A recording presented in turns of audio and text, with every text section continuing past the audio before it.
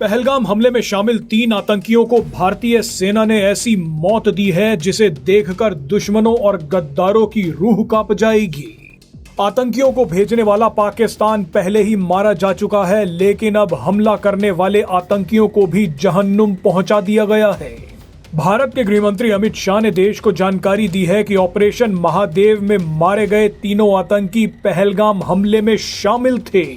इसी दौरान अमित शाह ने बताया कि इन तीनों आतंकियों के पास जो राइफल्स मिली थी उन्हें भारत की सुरक्षा एजेंसियों ने रात भर चलाया, लेकिन उसके बाद जो हुआ वो हैरान करने वाला था।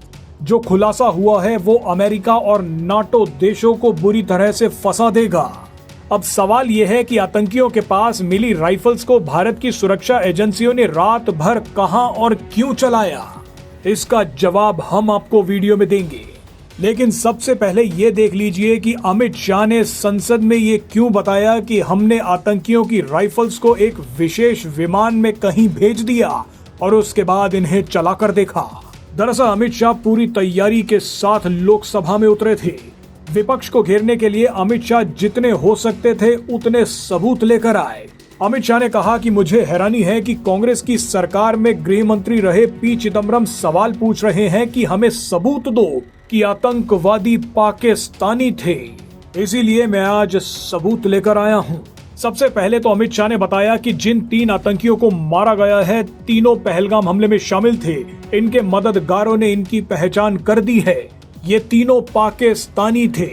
अमित शाह ने विपक्षी दलों और खास तौर पर पी चिदम्बरम को बताया कि आतंकवादियों के पास जो वोटर आईडी कार्ड्स मिले हैं वो पाकिस्तान के थे और इन वोटर आईडीज पर जो नंबर है वो भी हमारे पास आ गए हैं।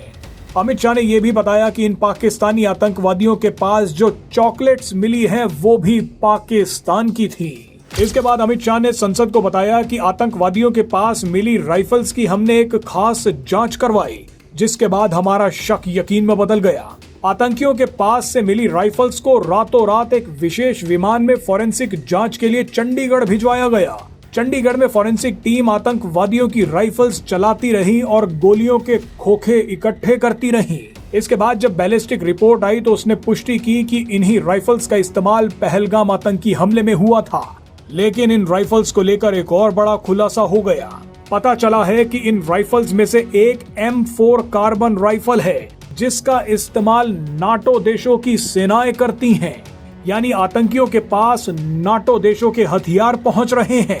हाल फिलहाल में कश्मीर में आतंक फैला रहे आतंकवादियों के पास बड़ी संख्या में M4 कार्बाइन राइफल मिल रही है। ये राइफल अमेरिका में बनती हैं और अमेरिकी सेना इसका खूब इस्तेमाल भी करती है। ऐसे में सीज फायर का झूठा क्रेडिट खाने वाले अमेरिका को अब जवाब देना चाहिए कि उनके हथियार पाकिस्तानी आतंकवादियों तक कैसे पहुंच रहे हैं। जो राइफल्स नाटो देशों के सैनिकों के हाथों में होनी चाहिए थी वो आतंकवादियों के पास कैसे पहुंची। आतंकवादी कैसे इन राइफल्स का इस्तेमाल भारत के लोगों को मारने के लिए कर रहे हैं। अमेरिका को जवाब देना चाहिए कि क्या ये M4 राइफल्स उन्हीं हथियारों का हिस्सा है जो नाटो सेनाएं अफगानिस्तान से निकलने से पहले जानबूझकर पीछे छोड़ गई थी, ताकि ये हथियार आतंकवादियों के हाथ लग जाएं और इनका इस्तेमाल भारत और आसपास के इलाकों में हो सके। यानी नाटो सेनाओं ने जानबूझकर भारत और उसके आसपास के इलाकों में अशांति फैलाने के लिए ये हथियार अफगानिस्तान में छोड़े और अब कश्मीर में आतंक फैला रहे पाकिस्तानी आतंकियों के हाथों में M4 कार्बाइन राइफल लग गई है।